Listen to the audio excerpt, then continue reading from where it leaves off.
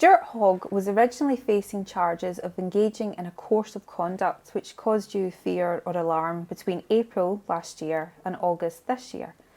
You said you would often receive a barrage of calls and messages from Hogg, despite asking him to stop and telling him to please leave you alone. At one point, when at a personally vulnerable time, you said you contacted his club, Exeter Chiefs, reaching out to them for help over his behaviour. But that help did not come, did it? I reached out to Exeter Chiefs, and particularly a female, because I thought that she would be more considerate of the situation. So I sent an email. I explained I was going through a personally vulnerable time, and I needed help to make a break from what was going on with Stuart, because every time I distanced myself, it would come back and we would be back to where we were. So I did ask if they could speak to Stuart, if they could help me, and that we'd been seeing each other for some time, and I thought that they would help me or be sympathetic in some way. They did say, or she did say, I hope you get the help you need, but we don't involve ourselves in players' personal lives. And that's where it ended. But they did clearly contact Stuart on that day, and I was just bombarded.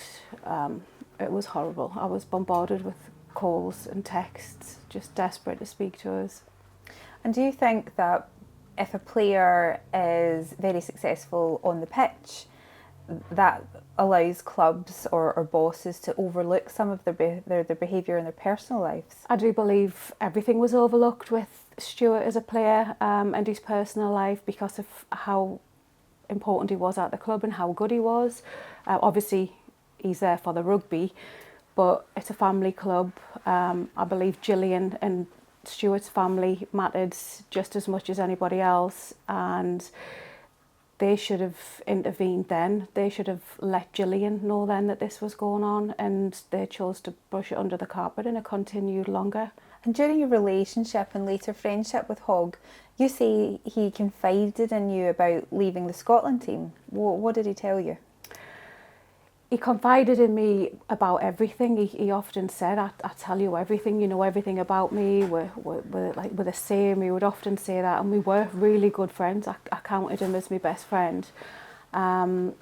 He confided in me when he lost his captaincy and how he felt about that, and when he was considering retirement, it wasn't going to be until after the World Cup, but obviously it ended sooner for different reasons.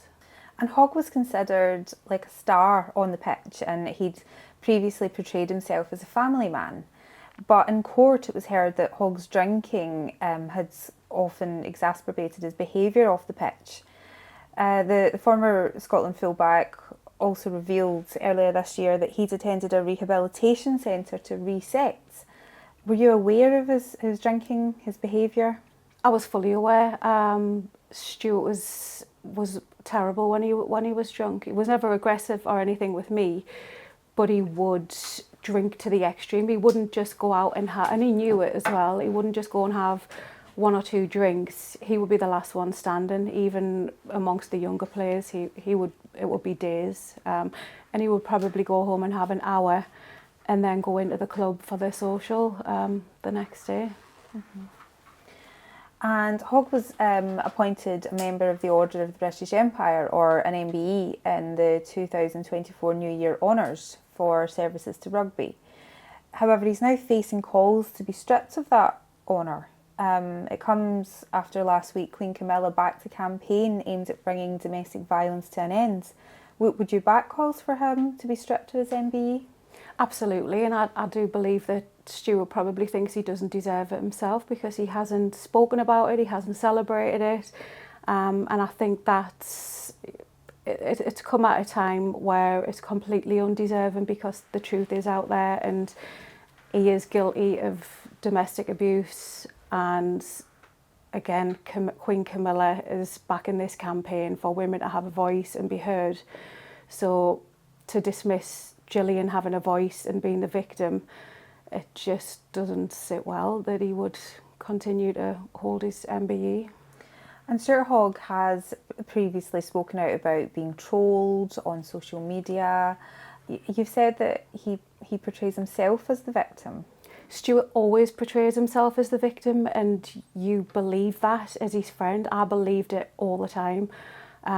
Always obsessed with social media. Even after he had a fantastic game, he would read through on every side possible of all of the critical things that were about him and his appearance, and it really got him down.